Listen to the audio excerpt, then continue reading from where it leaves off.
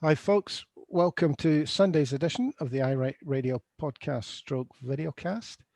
Stuart Lockhead with me today. Hi, Stuart. Hello there, Nori. And I'm Norrie Stuart. No Jimmy today. I'm not sure if he's working or maybe looking after his old folks. We're going to have a quick chat about the Scottish politics TV programme today. And I don't think it'll take long. We're then going to have a look at the papers. Gerry Hassan, Pete Wishart's tweet in relation to Mike Mike Russell. Russell's piece. And no doubt one or two other things will pop up on the way. But let's kick off with Gary Robertson, who was fronting the Scottish daily, well, it's not Sunday politics program. What did you think? Well, I think Gary Robertson he's the number one target every morning. He's the leading radio news broadcaster for Radio Scotland. He seems to be never off. He's the main man. He's also the main attack dog and the spokesperson for the British government via Radio Scotland on radio. He performed this morning exactly the same way as he does on the radio. Ask a question, let the interviewee start talking, then interrupt. Ask a question, let them start talking, then interrupt. It was appalling, but that's what he does. Well, as far as I'm concerned, he out-brewered Brewer. It would have been far more useful if he'd simply sat in front of the camera and gave us his opinion. Because every question that Gene Freeman, who he was interviewing today, attempted to answer, he cut off the answer before it got to the important bit. Well, the thing was, it was a health secretary informing the public of Scotland on what the situation would be with the new vaccine. And he should not have been interrupting. That was a public health announcement that she was making. One of the questions was, has the messaging been correct? All these people who are refusing to take the virus, blah, blah, blah. And I sat there thinking, what part of you doesn't understand that you're the problem? You've just put up half a dozen barriers in your question that are going to make people question whether or not to take the virus. You know, and we're no further forward. And then, of course, the classic, is everybody still going to be in level 4 come Christmas? Well, that rather depends, doesn't it? Yeah, on what happens before Christmas. Yeah, but also, people need to know now. No, but if he was a properly informed interviewer, news anchor that he's supposed to be, he would know that the decision on levels won't be made till the cabinet meeting tomorrow or Tuesday. Certainly not today on the weekend. But Stuart, you've got to be reasonable. People need to know. Actually, I would like to know why you didn't tell everybody there was going to be a pandemic in December 2019. Because people have to know. Jesus, it's like dealing with bloody Waynes. He gets so much approbation on social media every morning. That I don't listen to Radio Scotland in the morning because they are a non-stop SNP bad program. Well, if that's the standard of what our politics are going to be in the post-Brewer era, there's going to be no improvement. It was outrageous. You know, every time you asked a question, Gene Freeman set it up and got to the point where she was about to answer the question and he interrupted her. The thing is, they can't. You remember the way Gene Freeman dealt with Andrew Neil way back quite a few years ago. Well, now, she would deal with Gary Robertson if he didn't behave so badly. But if he's behaved so badly like that, I'm sure the average viewer just thinks what we're thinking. Well, it seems like some sort of ego trip for Mr. Robertson. Well, he doesn't often appear on TV, so that maybe it is. Well, he certainly gets 0 out of 10 from me, because I learnt nothing from that interview because he wouldn't let her answer the question. Outrageous. Oh, I started writing notes somewhere, but I kind of gave up very shortly afterwards. Let's see, what did I write? Oh, yes, Gary Robertson, SNP bad.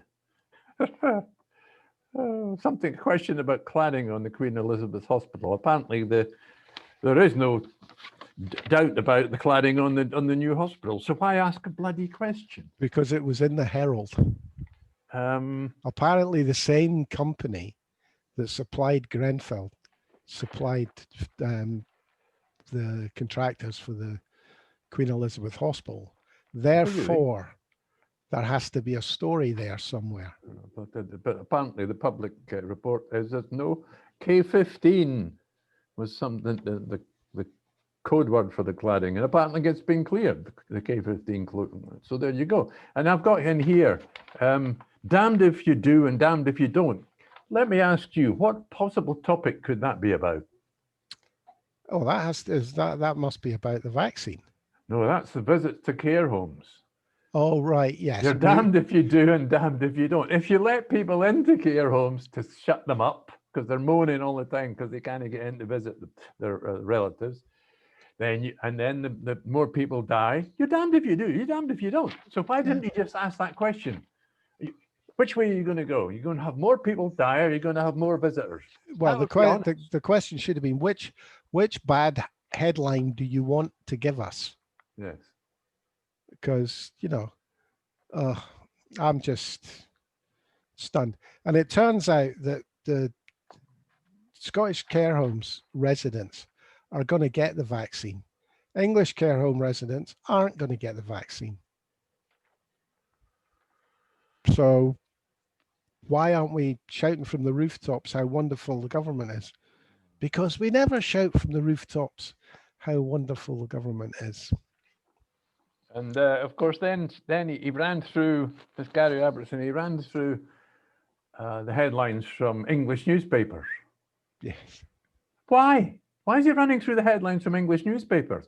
Because you're allowed to compare them when Scotland looks bad. I mean, he just did exactly what I'd watched an hour before. Run through exactly the same headlines on the same English newspapers. Why bother? He was on the radio actually this morning, doing it before he was on the telly. Maybe it was a pre-record and he used it. I don't know. I can't stand listening to him for too long. Well, that moves us on to Mar. And I see that the people now to blame if there's a no deal are the French. Apparently the Germans are good guys and the French are bad guys at the moment. What about the Japanese and their cars, factories? Well, that'll be the fault of the French and the Germans and the Poles and anybody else in Europe. I'm just staggered. It's got to the point now, everything that any minister that's on any political program discussing Brexit says is a lie. That's what they train their politicians up to do now in the Tory party. They do not fess up. But they've told so many tales that it's, even if they were telling the truth, it would be a lie. Now, if you keep telling lies, you can't afford to tell the truth because otherwise you get found out. Well, I have to say that the guy on today, I can't remember his name, the minister today, he admitted... George Eustice, that's right. George Useless. Is he not something to do with food and agriculture? I think he is. Or hunting or fishing or... But he finally admitted today that there might be shortages, but it wouldn't be our fault. It would be the EU's fault. And apparently the EU introduced some new things they wanted into the negotiations. But I don't know why they're worried about that, because we're just going to ignore whatever agreements we've got anyway. Well, I think it's one of those days when you think, well, why can't you just wait till later this week? Because by the time we get to the end of this week, there will be a decision one way or the other, and we'll know. Well, I think you're being hopeful there, brother. I think what you might end up with is a partial decision, and fishing, etc., will be put on the back burner. I'd be more interested if there was a bit some random speculation. For example, would one of the 27 countries block whatever deal they come to? I'm thinking in particular of Hungary. Hungary are blocking. Hungary and Poland are blocking the budget, the EU budget at the moment, over because they want to apply right wing. They want to be fascists. Yeah, they want to be fascists. Looks like Poland are likely to crumble on that. So Hungary are going to be on their own. Also, Hungary are now introducing the new Sputnik vaccine, COVID vaccine from Russia. So they're out on the limb on that. But they could, I'm suggesting, well, what if they refuse to do a deal? They don't approve the deal with the UK, just out of spite, just to annoy everybody until they get their own way on the budget. Well, that'll be a no deal then. Because it's a bit more interesting than the excuses. I mean, the excuses we're getting from the press at the moment, we've heard them all 100 times. Well, the Brexiteers would love that. That gets the Brexiteers off the hook. They can blame Europe then. So let's hope they don't do it. But that's what Macron's threatening at the moment. But the word, as far as I can tell from Europe, is if there isn't anything agreed by Wednesday to put in front of the European Parliament, it's not going to happen. Well, that's why I'm saying by the end of the week, because Barnier, he's back in London today, Sunday, a French politician working on a Sunday. Excuse me. Get your priorities right. Well, I think we're going to end up, I now think we're going to end up with neither a no deal nor a deal. I think we're going to end up with a kind of suspended animation situation. It's named after, what's that Scottish stuff that it's not a tablet, but another name for it? Fudge. Yeah, no, I think it's going to be not even as solid as fudge. I think it's going to be like a cloud. Like treacle. Where what's agreed's agreed. And they agree not to agree on fishing, the level playing field, etc. It's governance. It's the level playing field. The UK are playing, their game was to introduce the internal market bill with various angles to it, but the one that they want, and why did they go ahead and announce they were going to break the law? Why wasn't it left for somebody else to say, oh, you'll be breaking international treaty if you don't implement the Good Friday Agreement and the agreement that you came to? I think that was just leverage in the negotiations. Well, exactly. It's just introducing, they were sitting there with a weak hand and they tried to whip another card from under the table. Oh, here's a new card for us. We're looking a bit stronger now. I love this thing that's going on with fishing just now. Eustice repeated it today on Mar, where it's against international law to have an agreement to share your fishing, is effectively what they're trying to say. So I'm sitting here thinking, so they broke international law when they joined the EU and made the agreement on fishing then, because at that point, all our fishing waters were ours. It was funny that they had a French guy on, ridiculous. They had a French politician on, spokesperson for Macron, who spoke perfect, quite posh English. And of course, we had the George Useless trope about, well, we are taking sovereignty, and if they can't come into our waters, and that's it. And and as if that's a great big hammer that we've got to be frightened of. As soon as the French politician pipes up, says, yes, but the UK fishermen sell nearly all their fish into the EU, so we'll just put the tariffs up. Yeah. And nobody. The trouble is, if you hadn't had that French politician there, none of these journalists would have mentioned that, because they're all mouthpieces for the government. I've been pointing out for 4 years that very thing, and it was never mentioned. The only place I've ever seen it are in the Fishermen's Association's magazines. It was never mentioned during the original Brexit referendum. But tariffs on fish in the EU are high. And they're going to go up to anything up to 60%. Plus, there'll be and it's a fresh product. It's even fresher than the vegetables we get from Spain, which they might be missing on our shelves come January. But fresh fish has got a much shorter shelf life than some carrots. I'm seriously thinking of copying the interview Mar had with Eustice, because he also mentioned the fact that they would need paperwork for their fresh fish. And one of them is a veterinary certificate. Oh, to see, so we need, I think it was 160 vets to sign these things that we don't have. And they're going to have to be in places like Malig and Ullapool and Lochinver, as if they're going to have put vets somewhere like there. And apparently each consignment needs one of these. And at the moment, I think they're £60 each. So whether you get tariffed or not, your profit margin is going to get hammered. You know where they're going to? You know where they're going to do the customs checks on all lorries that they're expecting to need extra customs checks for the ports of Holyhead, that's West Wales, Fleetwood, and Liverpool, and they all have ferries to Ireland.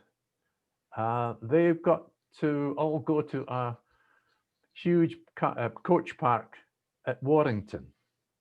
So they've got to travel, 50 to 100 miles to get to the customs. So they've got to do the customs at Warrington. Yes, that's to get through these 3 ports. Yeah.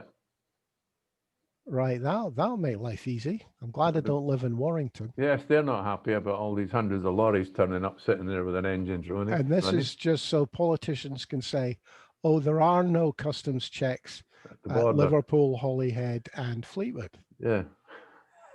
No, it's the same on the East Coast. They're going to set up the same thing near Cambridge, near the M1, M25. And that's for the East Coast ports. I'm not going to list them. What are they? Hull? Felixstowe, Immingham, near Grimsby. You've got basically the Humber and Felixstowe on the. And for the South Coast ports, it's going to be. Well, you've got Kent. You need a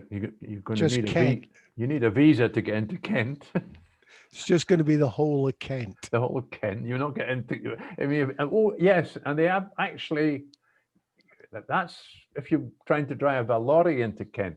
Now the thing is, apparently there's a key category of imports and exports that really isn't being taken into account at all. All these Eastern European food shops right across the UK, Polish shops, Bulgarian shops, all these ones, right? Apparently they regularly use medium to small white vans to go and get their supplies and bring them in. So they're not big lorry size. And there's thousands of them traveling across every day. Let them eat haggis. And they're going to be, they're going to cause chaos because the paperwork for that, it's a whole mixed bag. They're loading up. They're going to cash and carry in Gdansk, or wherever it is, loading up. So it's not one product, it's dozens and dozens of products. Can you imagine the paperwork on that coming back through? I don't want to. All good fun. So that's the telly dealt with. What caught your eye in the papers today? Well, I wanted to have a go at I don't have to have a long go at it, but I want to have a go at a topic you highlighted. There's an article in the Times, the Sunday Times, by a David Smith. Yeah. He's just David Smith. Honestly, if you were a writer and your name was David Smith, I think I would at least call myself David R. Smith or David J. Smith or J. Do you know what I mean? Why? Or anyway, Davies. who the hell is David Smith? So it's a trope. It's Scotland wants independence. They have to pay a lot for it. It's too poor and too stupid. And it takes, I've got 4 printed pages here about it. What does he say here? According to its own GERS figures, it's about deficits. God, we covered it. All our listeners and viewers know all about it.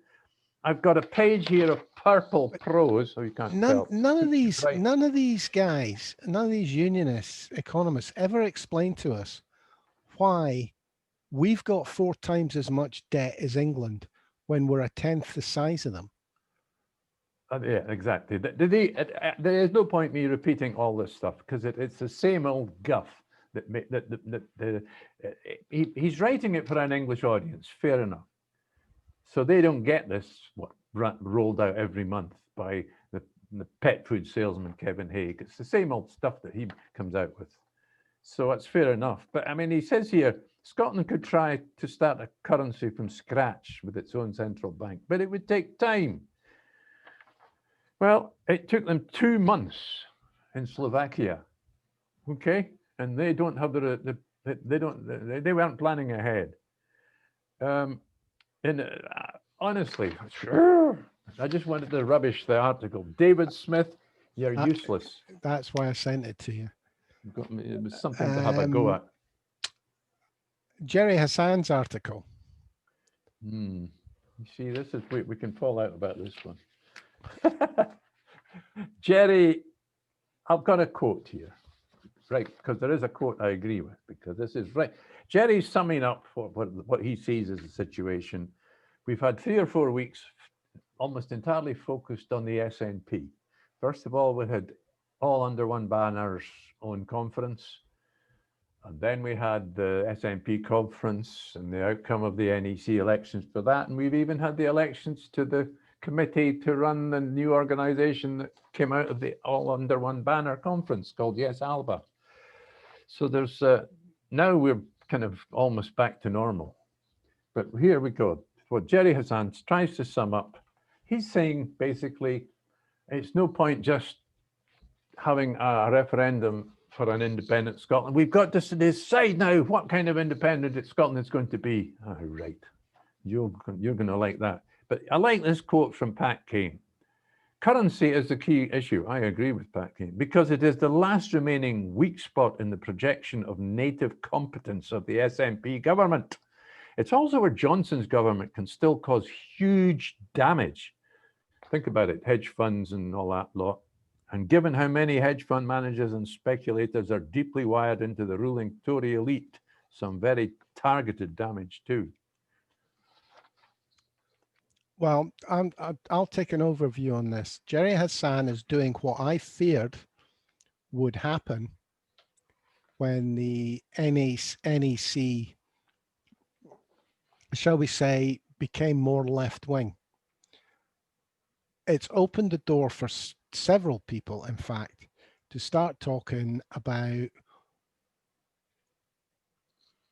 turning Scotland into a left-wing utopia.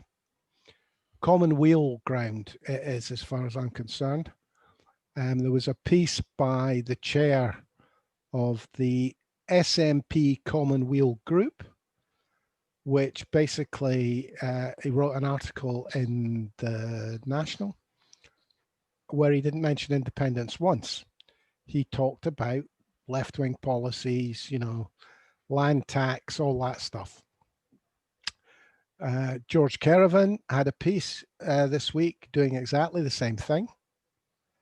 And I think it's divisive. I don't think we need to talk about that until the first election after independence.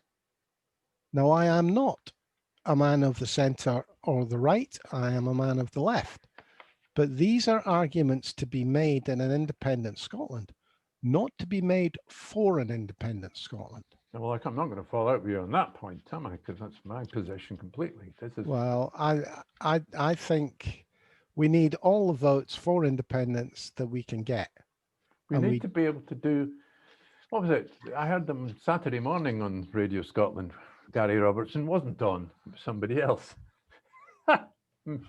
And apparently, do you remember the white paper they produced for 2014? Yes. Apparently, it was 300 pages. I thought it was 600, but let's not fall out about that. But the problem with that is what they try to do is answer every possible question that the unionists might ask. And that's pointless. I mean, did the Brexiteers have anything more than a slogan on the side of a bus? And they won. Yeah, I mean, the argument for going into too much detail gives the opposition too much ammunition to attack you. I do think we need a detailed SNP prospectus. And the SNP can then use that to ask the Tories, the Liberal Democrats and the Labour Party why then they haven't got a detailed prospectus for an independent Scotland, because when they turn around and say we don't believe in an independent Scotland, that gives you an opportunity to attack them on that basis. Well, I think the ground has changed underneath everybody's feet. We're now people will make a decision about voting for yes or no for the independence of Scotland, largely on the question of risk. Most of the people that voted no last time said, well, worried about my pension, worried about my jobs, worried about, it's the risk, the unknown. Now we've had, 6 years, in particular the last 3 or 4 years since the Brexit referendum, of absolute chaos in the UK. So the balance has now shifted. Where is the risk now? The risk of staying with this crazy clown government or governing on our own. And bear in mind that how Nicola Sturgeon's and the current SNP government, generally speaking, from the public at large in Scotland, judging by polls and election results, are totally respected. So it's now down to the unionists to explain what they've got to defend the risk of staying with the UK. They won't, of course, do it that way. They'll try to avoid doing that. So, I mean, effectively, the questions that can be asked about currency in Scotland can also be asked about what's going to happen to the pound. There are clips to be shown. Yes, there are international currency dealers that will say on camera that the moment that Scotland goes independence, the pound will collapse in value. Exactly. So, and we've got the 1st of January to look forward to, when some people reckon the markets will go into a complete nosedive on sterling. There'll be a huge hole in GDP, British GDP, when it becomes rump UK GDP, if Scotland goes. And that's what we should start talking about. We should stop talking about, as independence supporters, what's going to happen when Scotland becomes independent, and start talking about what's going to happen if Scotland doesn't become independent.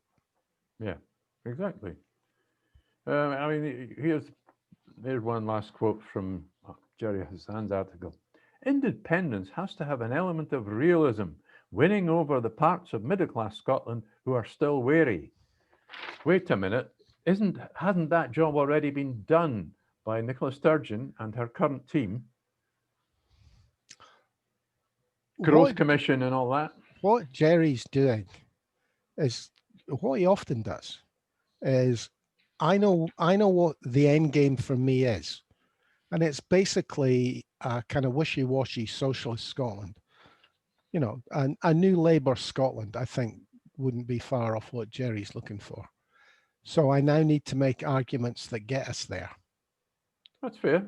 That's been, I mean, I can't think Gerry would be upset if an independent Scotland was the revival of a new Labour Party.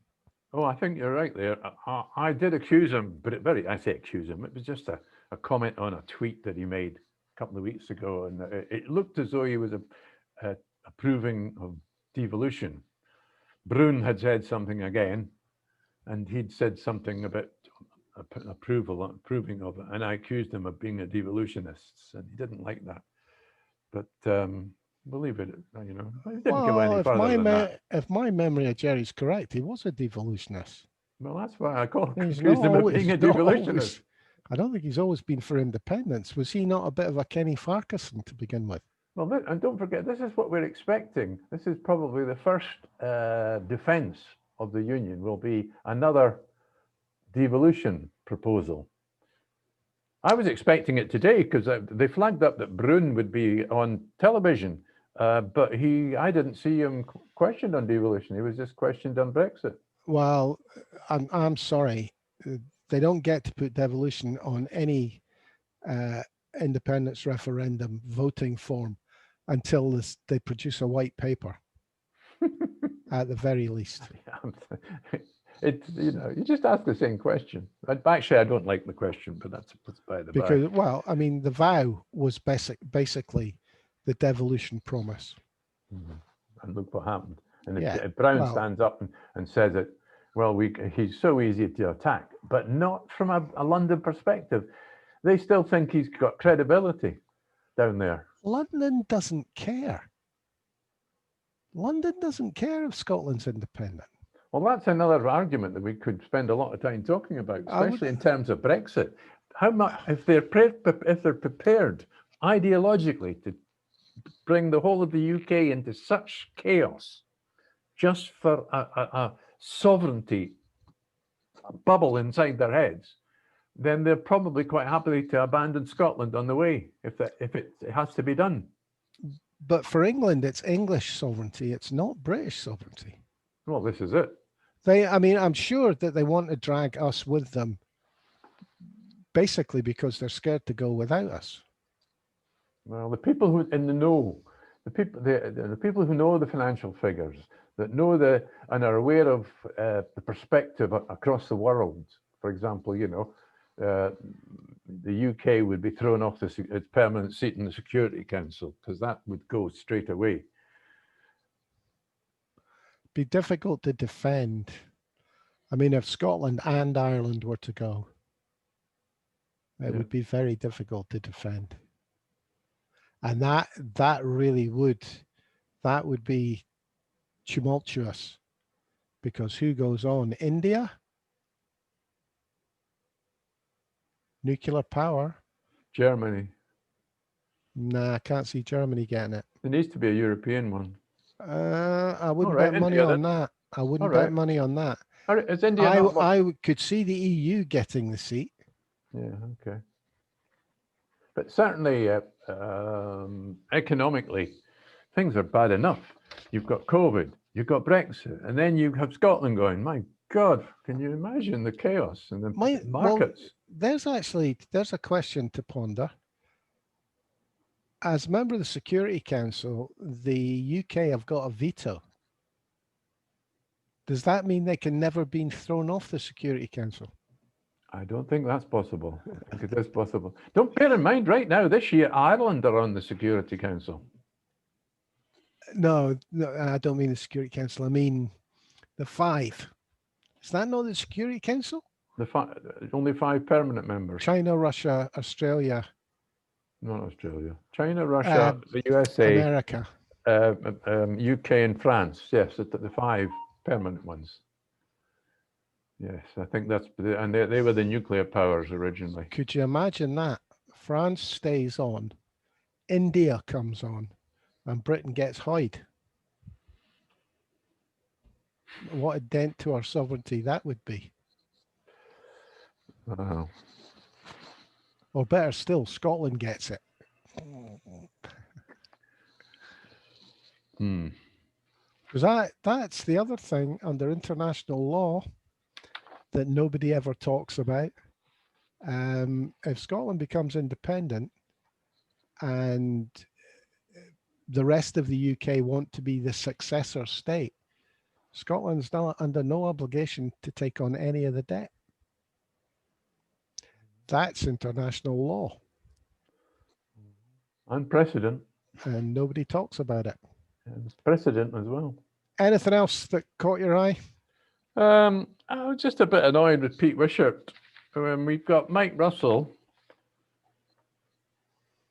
was interviewed by Kirsten Patterson of the National, And the headline is, we won't need plan B, we'll need plan A to Z to get Indy Ref 2. And essentially, I've highlighted the same line from Mike Russell, according to Kirstine Patterson, by the way, not according to me.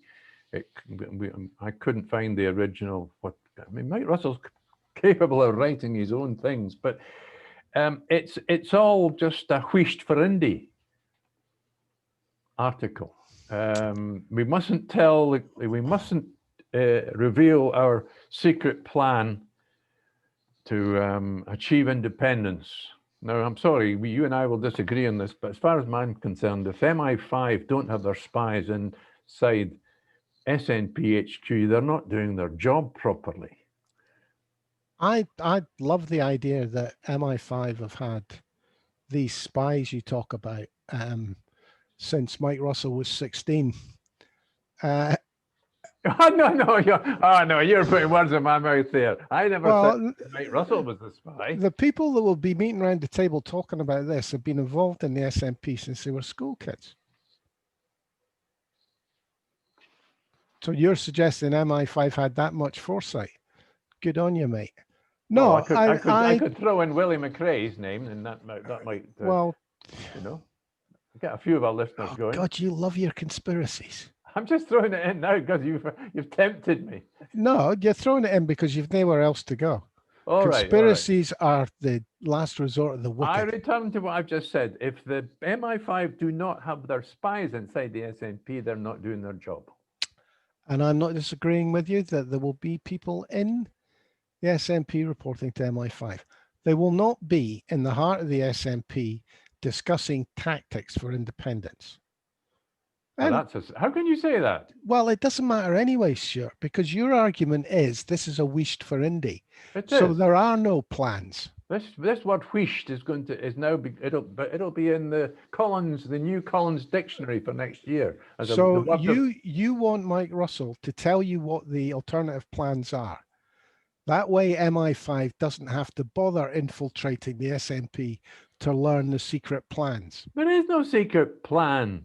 So what are you worried about MI5 being in the SNP for, if there's no plans to discover? Because it's an excuse for the SNP HQ to say Wheesht for Indy. So Mike Russell's a liar. Did I say that? Well, there either are plans. Well, let me see. Or there aren't plans.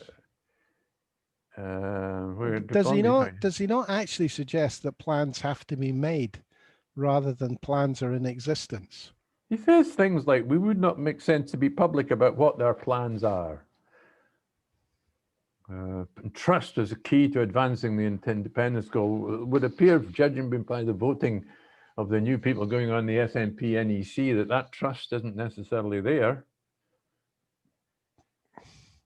I don't think he's speaking to them, Stuart.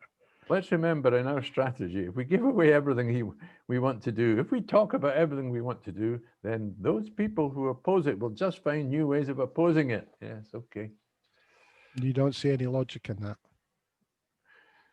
Who do you think we're up against? We're up against the British state, who've had 50 colonies go already. Do you think they haven't got methods of dealing with a proto-independence organization? That's not what I asked you. Well, what is your question? What I asked you was, do you think that we need other plans? I think we need to discuss it openly, not have it be shut down by Wheesht to Indy all the time. You're right, because then we can pay off that 25 people in MI5 who've infiltrated.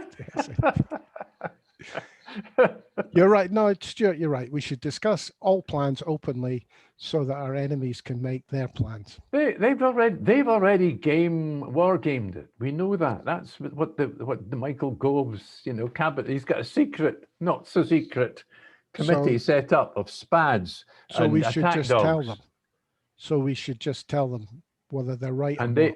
And their resources are probably, well, almost certainly a lot greater for the research and the development of plans to defend the Union than what the SNP have got, especially if we don't get to see just how much money the SNP have got or not. I wonder if the new treasurer... That's you doing it again, losing the argument, changing the subject. I am curious to find out from when the new treasurer will get his hands on the books to find out where that £600,000 kitty is. I'm curious as well, especially as I think the last thing I heard was it was spread through various parts of the economic structure of the SNP. Of the accounts, spread across the accounts. That was the last excuse, wasn't it? Mm-hmm. All right, I've lost that argument, but I'm going to repeat it anyway. I'm decided. I'm just going to. All right. Mouthpiece for Wheesht for Indy is a waste of space. But it will be headline news come New Year. There'll be a new word as far as the outside Scotland is concerned. Wheesht for Indy. Wheesht. I think it's really a question of whether you're prepared to trust them. And I'm I'm surprised that Mike Russel has been chosen for this job if there isn't a change in strategy. Well, this is not a new job. He's been he's speaker. He's in charge of the constitution for the Scottish government at the moment until I don't mean that. I mean being the front face of any new plans. Well, that is another topic for discussion, discussed by, I think it was the likes of the Indy bloggers that had a meeting just before conference the other week. And I think one of the topics they discussed was, I mean, who pops up who always pops up and says they're speaking for the SNP? Alan Smith, Pete Wishart, right? Who else? That's really it. The rest of them have had the good sense to keep their mouth shut. Okay. To see which way the wind's blowing, perhaps. But the two that have decided they're unassailable are actually two that have got the smallest majorities, Pete Wishart and Alan Smith. Is that right? Well, Alan Smith got 51%, I think. Pete Wishart, I think, his majority might be in the thousands now, but it was in the hundreds previously. All right. Oh, well. I have nothing else. Well, I think we're running out of time anyway. Okie doke. We'll call it a day at that. And we'll thank you for listening, folks. Thanks for being with me, Stuart. Yeah, thanks for that. All right. We'll catch you all tomorrow, by which time, no doubt, the list of European bad guys will have grown. We might know a bit more. I doubt it. I don't even think we'll know on Thursday about Brexit, that is. It's going to leak. As soon as they've got a deal, we'll know. Oh, I'll tell you what. Guido Fawkes, I knew there was something I'd forgotten. Guido Fawkes has got a leaked document in which the British government tells the civil service not to inform the devolved governments about a worst case scenario plan, which includes there being food shortages. Medicine shortages, food shortages. So it's going to be interesting to see when that comes up at question time, Prime Minister's question time. Hopefully Ian Blackford will ask the question, why can't you tell us what's going on when our populations could be short of food? The most interesting thing for me was the fact that Guido Fawkes got it and published it. It wasn't either National or somebody like that. Yeah, well. Anyway, on that note, we'll call it a day. Cheers for now, folks. Thanks for listening.